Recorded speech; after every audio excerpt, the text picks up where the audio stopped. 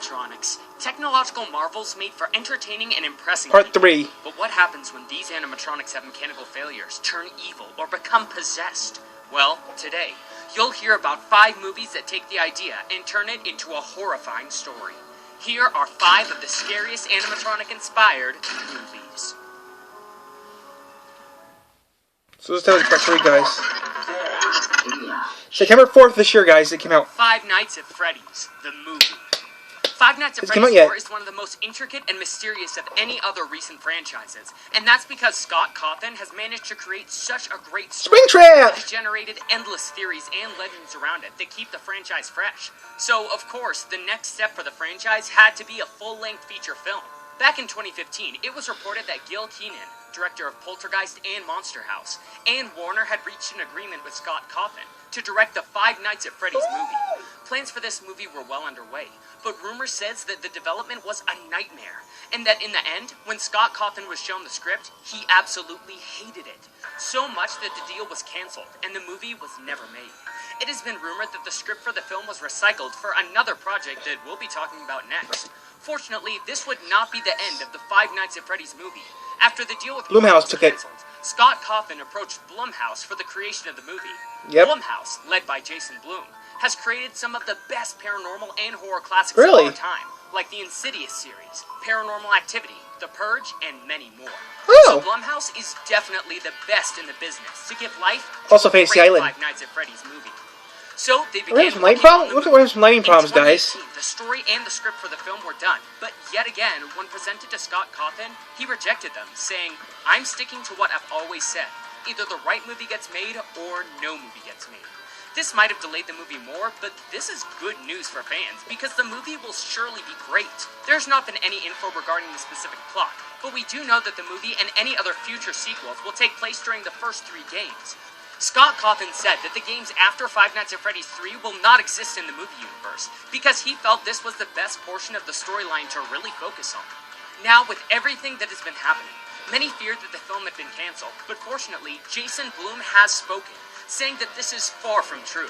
In a special interview for Hey Fandom, Chris Parker from the YouTube channel 3C Film Review asked Blum about the state of the movie, to which Blum replied that it is rapidly moving forward and super active. It's moving rapidly forward, and I don't want to put a timeline on it, but soon we'll get it. Soon we'll get a movie. I really feel confident about You've that. said enough. Thank you, Jason. I appreciate it. A few days ago, Jason Blum surprised fans with a tweet, saying that he had just discovered MatPat's Five Nights at Freddy's videos, and was going deep on those theories, which probably means that Blum is doing a lot of research on the franchise to be able to create a worthy movie. MatPat responded with lots of questions about the upcoming film, to which Blum responded saying he could maybe answer some of those questions on a Game Theory episode. This exchange led to an upcoming Game Theory episode, where Jason Blum will be giving even more updates on the movie we're all waiting for. Banana Splits. Oh, I see part. Oh, this is something my mom used to watch. And we're talking 1970s here. Remember how we talked about the agreement between It's screwed Scott Banana Cawthon Splits. and Warner and how the deal fell through? Well, there was a lot of work put into that movie that had already been done. The story and script were based. I have not seen the movie. My mom said that movie sucked. Oh, my That explains why Scott Cawthon didn't like it. And my favorite chips. So if he's working with Blumhouse, good. Basically done, and Warner, of course, didn't want to waste it. Banana Splits are, I think, owned by Warner said that they HB. took that script and started looking to other franchises that they could use to adapt them for it. It was pretty challenging to find a franchise that had killer animatronics, but in the end, Warner found in Hanna-Barbera the perfect candidates. The Boomerang! Banana Splits. It's all coming back to you. Don't know. The Banana Splits Adventure Hour was a television variety show produced by Hanna-Barbera Productions that aired back in 1968 and featured the Banana Until the Splits, 70s. a fictional rock band composed of 4 funny animals in red helmets: Fleagle, Bingo, Drooper, and Snorky. The show featured the adventures of Boomerang! members and included segments like Songs of the Week and comedy skits. Some segments of the show were even recorded in theme parks like Six Flags and Coney Island. While these Ooh! characters had never been animatronics, it was decided that this franchise would be used for the already written script. So they went from being the stars of a children's show to the stars of an animatronic horror movie. The logic behind this, according to the film's director, was that the characters' appearances with their sunglasses hiding their eyes, frozen expressions, and mouths that sometimes moved and sometimes didn't were perfect. And it was not Argo. a stretch to take that creepiness and turn it into a horror movie. The movie was presented at San Diego Comic-Con in July 2019, and it was announced that it would be released worldwide on August 27th of that same year. The film follows the story of Harley Williams, a Banana Split superfan who, on his birthday, is taken to a live recording of the show.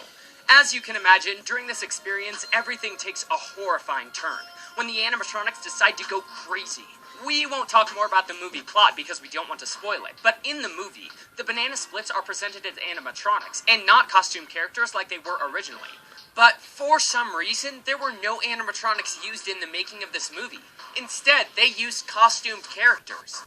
Ironically, this turns out to be pretty funny because the characters' movements are pretty inconsistent. Sometimes the characters move so fluidly on stage, and then in other scenes, they appear to move like rusty robots. This movie is one of those hidden gems that definitely has a cult following. You can notice during the movie parts of the plot that were obviously written for a Five Nights at Freddy's movie and reused for the Banana Splits. If you've watched the movie already, tell us in the comments what you think these plotlines are and any hints to the original franchise that you notice. We would love to hear your thoughts on this. The Banana Splits is never boring, and it is definitely one of those movies that are so bad that it's good. But if it had turned out to be a Five Nights at Freddy's film, it would have been a disaster. Yeah. The Hug. The Hug? So far, we've talked about full-length feature films, but we couldn't miss the opportunity to feature this terrifying short film. Back in 2018, Hulu created the Huluween Film Fest, a month-long event that highlighted up-and-coming... Stay at your best with the best nature has to offer. Try Ricola Natural Cough Relief. Ricola! Subscribe to Kingsford and Rectex YouTube channel for more amazing content this holiday season. Happy Thanksgrilling! Horror makers, where they would submit short films to Hulu, both to promote their work, celebrate the Halloween season, and be entered into a final prize of having a feature-length film on Hulu. The filmmaker with the highest level of viewer engagement and the highest scores from a panel of expert judges would win $10,000 towards the production of their feature-length film. These shorts were all great, but one of them stands out to all of us animatronic fans. This short film is called The Hug. Directed, written, and produced by Jack Bishop and Justin Niegium, the short film takes place at Pandori's Pan Pizza Palace,